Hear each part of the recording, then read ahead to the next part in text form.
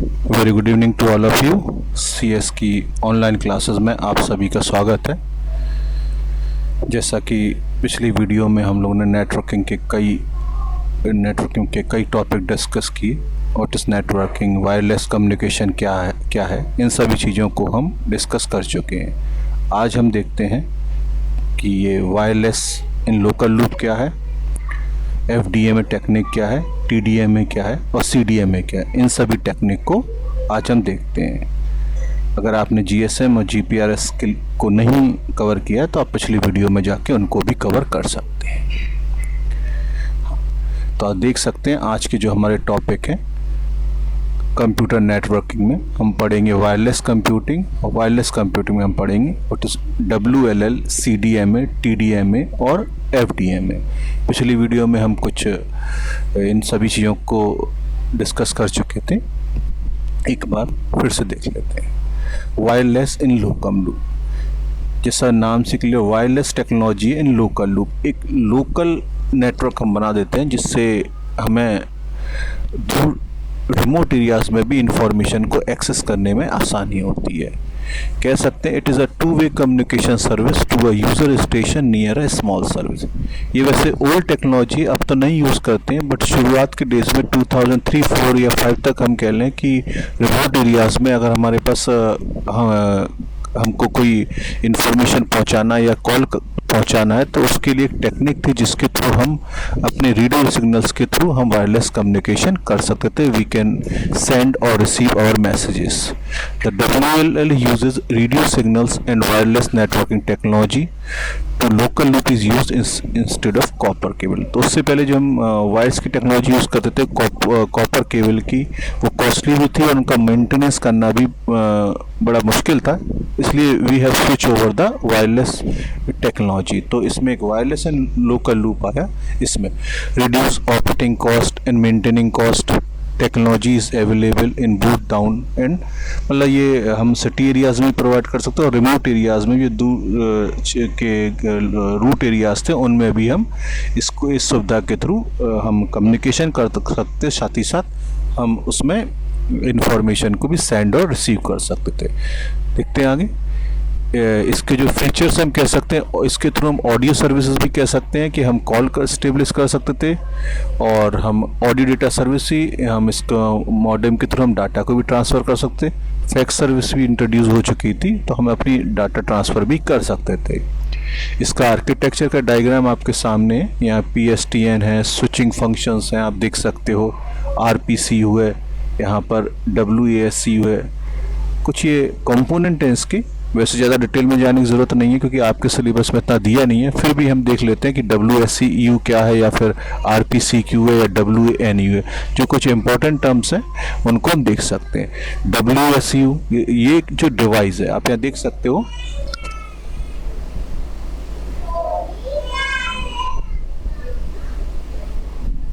ये जो हमारे पास डिवाइस है, इस तरह की एक डिवाइस हमारे पास रिसीवर या सेंडर एंड पर लग जाती है।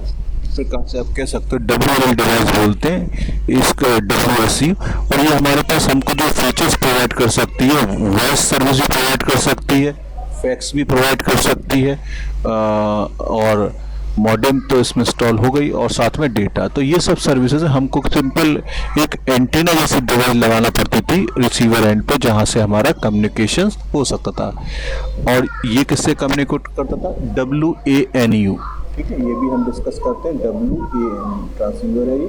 इसके अंदर जो कंपोनेंट थे RPCU थे, AM थे और HLR थे। HLR होम लोकेशन रजिस्टर, ये आप उसमें भी पढ़ सकते हो। AM ये आपने GSM और GPR जो मैंने पिछली वीडियो में बताया था उसमें देखा होगा। और ये हमारा स्विचिंग स्टेशन है, मतलब आपका मोबाइल स्टेशन। ठीक है, एक प्रकार से कह सकते हैं। अब हम इसको आगे देखते हैं। ठीक है, तो इसमें जो WASU है, it provides N air interface, it let's you listen using receiver and transmit using transmitter. मतलब जो WLL डिवाइस में आपको बता रहा था, फिर WASU बोल रहे हैं, है ना। इट प्रोवाइड एयर इंटरफेस, मतलब कनेक्टिविटी के लिए इसके थ्रू भी हम एयर कनेक्शन एस्टेब्लिश करते हैं, और ये जो भी रिक्वेस्ट आती है उसको रिसीव भी करता है और यहाँ से हम रिक्वेस्ट भेजते भी हैं। और इसमें जो WANU है, वायरलेस एक्सेस नेटवर्क यूनिट, इसमें जो अलग अलग के कंपोनेंट्स हैं, इसमें हमारे पास है RPCU, radio port control unit, और PM access manager, HLR home location registers हैं, इनके भी अलग अलग काम है। WANU responsible for authentication, routing, switching function, transcoding of voice data. मतलब जनरली इसमें जो ये हमारे पास WANU है, मिडलवेयर में आप देख रहे हैं, इसी का ही मेन इंपॉर्टेंस है, वायरलेस एक्सेस नेटवर्क यूनिट। इसके थ्रू हम क्या कर सकते हैं, अपने यूजर को आइडेंटिफाई कर सकते हैं, कॉल को रूट कर सकते हैं, स्विच कर सकते हैं। If the network is busy so we can send the request to the another way, ठीक है। और जो भी हमको इंटरनल कोड स्टेब्लिश करने वॉइस और डाटा को भेजने के लिए, that is done by the WANCU। और हमारे पास जो रूट एरिया में है उनमें क्या यूज होता है, WASU, जिसके थ्रू हम क्या कर सकते हैं, कॉल को रिसीव भी कर सकते हैं और कॉल को भेज भी सकते हैं। इस तरह की डिवाइस हमको, एक डिवाइस वहाँ पे रिसीवर एंड पे या फिर जहाँ पर भी WLL लोकल लूप बनाया गया वहाँ उस तरह की इस डिवाइस को लगाना पड़ता है। यही हमारे कनेक्शन एस्टेब्लिश करने में हेल्प करती है, ठीक है। अब इसके बाद कुछ और भी चीज़ें हम देख लेते हैं, हमारे पास और क्या चीज़ है। TDMA है ना, इसके बाद हमारे पास, हमने आपको बताया भी था उसमें GSMA की, GSM use TDMA technique, time division multiple access. अब ये है क्या, देखिए आपके पास यहाँ पर ये डायग्राम दिया हुआ है, ठीक है। अब यहाँ पर क्या है कि GSM में, जब हमारे पास GSM नेटवर्क में हम कह सकते हैं कि आपके पास एक ही चैनल में कई यूज़र पहुँच रहे हैं। अब एक ही चैनल पर कई यूज़र पहुंच रहे हैं और सभी को क्या करना है, चैनल को एक्सेस करना है, सभी को अपनी कॉल सेंड करना है, रिसीव करना है। तो इस प्रॉब्लम को सॉल्व करने, जैसे आप कह सकते हैं कि एक ही रास्ते पे, एक ही रूट पे अगर बहुत सारे यूज़र आ सकते हैं तो हर यूज़र्स को निकलने में क्या हो सकती है, दिक्कत हो सकती है। तो we have develop some method और we can say protocol for, या कह सकते हो टेक्नोलॉजी, जिसके थ्रू क्या सभी कम्युनिकेट कर सकें और इजी वे से कर सकें, सभी को अच्छी फ्रीक्वेंसी में डेटा ट्रांसफर, चैनल का मैक्सिमम यूटिलाइजेशन हो सके और कॉल कैसी हो सके, अच्छी हो सके, या डाटा ट्रांसफर जो है वो ईजी वे में हो सके, ठीक है। It is an application, single channel sending for receiving, uploading, यानी जैसे हमारे पास आपको डायग्राम में दिख रहा है, यहाँ पर चैनल एक ही है, अगर उस चैनल पर 10 यूजर आ गए तो TDMA में टाइम डिवीजन मल्टीपल एक्सेस, हर यूजर को उस चैनल को यूज करने का एक स्पेसिफिक टाइम दे दिया जाएगा। फ्रीक्वेंसी नहीं डिवाइड होगी उसकी, उसको पूरा चैनल मिलेगा, पूरी बैंडविड्थ मिलेगी, जिससे वो अपना डाटा बहुत ईजिली वे में ट्रांसफर कर सकता है without sharing the channel to other. But दिक्कत ये है कि जब वो ट्रांसफर कर रहा होगा तब कोई दूसरा यूजर उस चैनल को यूज नहीं कर सकता फॉर सेंडिंग और रिसीविंग कॉल और डाटा, वो नहीं यूज कर सकता। ये एक प्रकार से डिसएडवांटेज भी कह सकते हैं कि एक बार में एक ही यूजर यूज कर रहा है उस पर्टिकुलर टाइम स्लॉट में। जैसे यहाँ पे यूजर 1 है, यूजर 2 है, यूजर 3 है, तो यूजर 1 भी पूरे उस चैनल को एक बार में यूज कर सकता है अपनी कॉल को भेजने और रिसीव करने के लिए। यूजर 1 का काम हो जाएगा तो फिर यूजर 1 उस चैनल को यूज कर सकता है। जब यूजर 1 उस चैनल को यूज कर रहा होगा तो no one else will use that channel, फिर यूजर 3 यूज करेगा, देन यूजर 4, और उसके बाद कौन, अगर किसी यूजर का डाटा ट्रांसफर, अपलोडिंग या डाउनलोड कर रह जाता है, वो अपने टाइम स्लॉट में नहीं कर पाया, तो जब सभी यूजर अपनी अपलोडिंग या डाउनलोड कर देंगे तब उसका सीक्वेंस आएगा।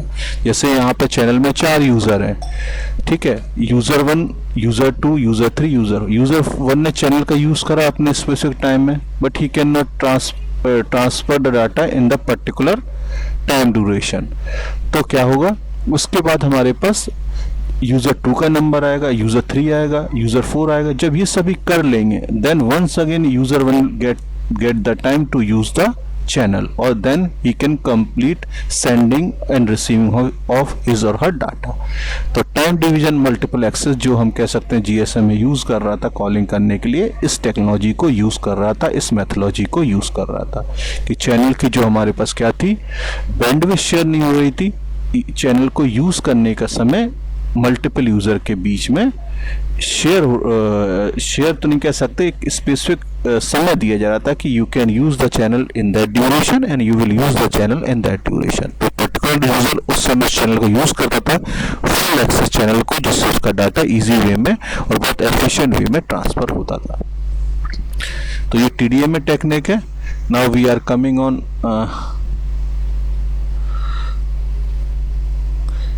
एडवांटेज। ये हम कह सकते हैं मल्टीमीडिया और वीडियो कॉन्फ्रेंसिंग के लिए यूज करते थे। एफडीएमए जैसा नाम से क्लियर है, आपको यहाँ दिख रहा होगा, frequency division multiple access, channel 1, channel 2, channel 3, channel 1, यहाँ पे एक यूज़र बैंड भी लिखा हुआ है, गार्ड बैंड भी लिखा है, आपका सिस्टम बैंडविड्थ भी लिखा हुआ है, फ्रीक्वेंसी भी लिखा हुआ है ना। ये क्या चीज़ें भी करके देखते हैं ना, फ्रीक्वेंसी डिवीज़न मल्टीपल एक्सेस, ये भी एक तरीका जैसे टीडीएम है, इस तरीके में तक नाम से के लिए फ्रीक्वेंसी डिवीज़न मल्टीपल एक्सेस, यानी चैनल की जो बैंडविड्थ है या फ्रीक्वेंसी है, डाटा ट्रांसफ़र करने की जो दर है, उसको यूज़र्स के बीच में क्या कर दिया जाएगा, डिवाइड कर दिया जाएगा। अगर एक ही चैनल को यूज़ करने के लिए क्या होते हैं, मल्टीपल यूज़र्स आते हैं, क्या आते हैं, मल्टीपल यूज़र, तो सभी यूज़र को क्या कर दिया जाएगा, एक स्पेसिफिक फ्रीक्वेंसी का चैनल प्रोवाइड कर दिया जाएगा और वो उस चैनल के थ्रू क्या कर सकते हैं, अपना डाटा को ट्रांसफ़र कर सकते हैं, अपनी कॉल इस्टेब्लिश कर सकते हैं। किसी को ऐसा नहीं है कि, बट ये है कि सभी को अलग अलग चैनल मिले हुए हैं, तो एक यूज़र का एक प्रकार से एक प्राइवेट चैनल हो गया। जब वो चैनल यूज़ कर रहा है तो उसे दूसरे वाले कुछ नहीं दिखाएगा, दूसरे वाले का अलग चैनल है, यानी मल्टीपल यूज़र आ रहे हैं, तो हर यूज़र के लिए क्या होगा, जो एक मेन चैनल है उनके लिए एक प्रकार से सभी को एक क्या मिल जाएगा, अपना अपना चैनल मिल जाएगा, अपना अपना एक सेपरेट ब्लॉक मिल जाएगा। उस ब्लॉक का यूज़ करके वो क्या कर सकते हैं, अपना डेटा ट्रांसफ़र कर सकते हैं या कॉल इस्टेब्लिश कर सकते हैं। ठीक है, तो ये फ्रीक्वेंसी, बट इसमें क्या है कि जब अलग अलग चैनल बन जाते हैं तो इसमें क्या जाती है, क्रॉस टॉकिंग की एक प्रॉब्लम आती है ना।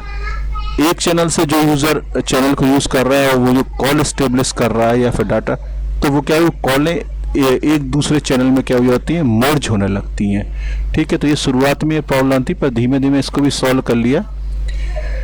Bandwidth of channel is divide among different user, है ना, हर यूज़र को एक अपना क्या बन जाएगा, चैनल बन जाएगा। ठीक है, तो आप यहाँ पे डायग्राम में देख सकते हो कि जैसा ये गार्ड बैंड भी है, मतलब हर चैनल के भी थोड़ा डिस्टेंस तो है, पर फिर भी एक चैनल की जो हमारे पास कॉल कर रहा है या यूज़ कर रहा है उसका थोड़ा थोड़ा पार्ट या कॉल दूसरे में, आप जनरली देखते हो कि जब हम कॉल करते हैं तो एक कभी कभार एक कॉल के बीच में दूसरे कॉल क्या होने लगती है,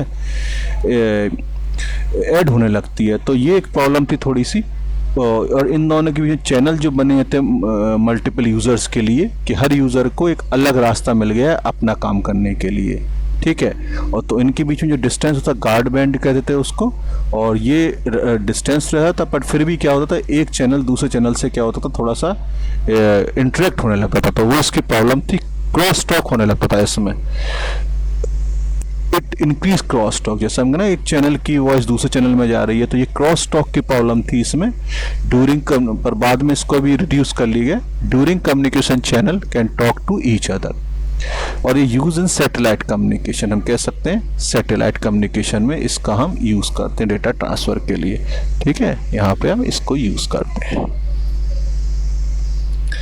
और ये इसमें गार्ड बैंड मैंने आपको बता दिया ऊपर कि दोनों के बीच में गैप रहता है। तो टीडीएमए में हम कह सकते हैं कि मल्टीपल यूजर को चैनल यूज करने के लिए टाइम डिवाइड था। यहाँ पर एफडीएमए मल्टीपल यूजर्स को चैनल को यूज करने के लिए क्या था, every user will get the separate channel, है ना, उसको इंफॉर्मेशन उस चैनल के जरिए ट्रांसफर करने का एक सेपरेट और प्राइवेट लाइन मिल गई है, वो उसका यूज करके अपनी इंफॉर्मेशन ट्रांसफर करता है। ठीक है, आगे बढ़ते हैं। तो इसमें जो हमारा कोड डिवीजन मल्टीपल एक्सेस, जैसा नाम से क्लियर है, code division multiple access. Channel को यूज़ करने के लिए यूज़र को स्पेसिफिक कोड असाइन किया जाएगा जिससे multiple user can access the single channel और फॉर ट्रांसफरिंग द डाटा और मेकिंग अ कॉल। ठीक है, तो इसमें ना हम कह सकते हैं कि हमारी फ्रीक्वेंसी डिवाइड हो रही है, ना इसमें टाइम डिवाइड हो रहा है। फिर कैसे कम्युनिकेशन हुआ, कैसे मल्टीपल यूज़र, ये सबसे सिक्योर कम्युनिकेशन है। ठीक है, इसमें क्या है, सिक्योर एंड हेल्दी कम्युनिकेशन। आप इसको देख सकते हैं CDM है। सिक्योर कम्युनिकेशन इसलिए कह सकते हैं जो दो यूजर, ऐसा नहीं है कि इसमें किसी को चैनल बना हुआ, ऐसा कुछ नहीं है। इसमें क्या है, जो दो यूजर आपस में कम्युनिकेट करते हैं, ठीक है, उन दोनों के पास एक स्पेसिफिक कोड रहता है। उस जो हम डाटा के साथ वो कोड अटैच रहता है, वो कोड एक दूसरे को ही मालूम रहता था, तो उनके बीच में जो कम्युनिकेशन हो रहा था वो दूसरे को बिल्कुल उसकी जानकारी नहीं रहती थी। ठीक है, every user have unique code to access channel. हर यूजर के पास क्या था, उसको चैनल को यूज करने का एक पर्टिकुलर कोड था कि वो जब वो कोड डालता था तभी वो अपने यूजर से कम्युनिकेट कर पाता था। ठीक है, अदर डज नॉट नोट। और सबसे हेल्थी इनकोडिंग है कि भाई ये कोड था वो सेंडर रिसीवर के पास था। दूसरे यूज़र, कितने भी यूज़र उस चैनल में हो, दे डजंट नो कि भाई उन दोनों के बीच में क्या कम्युनिकेशन हो रहा है। Use in mobile communication where radio are used for communication. इसको मोबाइल कम्युनिकेशन में यूज़ करते हैं जहाँ पे हम रेडियो वेव्स का यूज़ करते हैं। और इससे क्या था कि reduce cross talk means of data one channel can convey to other channel. मतलब जो प्रॉब्लम आ रही थी हमारे पास FDM में कि हमारे पास एक चैनल की जो डाटा था वो दूसरे मिक्स हो रहा था, क्रॉस टॉक हो रहा था, वो उसको रिड्यूस करता है। ठीक है, बट यहाँ पे जो चैनल में जो मल्टीपल यूज़र आते हैं जिनको स्पेसिफिक कोड असाइन किया जाता है, उस कोड को भी नंबर ऑफ यूज़र के हिसाब से जनरेट किया जाता है। और उस कोड को जनरेट करने की भी एक टेक्निक है। वो सभी यूज़र को एक स्पेसिफिक कोड असाइन कर दिया जाता है। जब एक यूज़र दूसरे यूज़र से कम्युनिकेशन करता है तो केवल उन दोनों को ही वो क्या होता है, वो कोड मालूम रहता है। अदर यूज़र से वो कोड क्या होता है, हिडन होता है।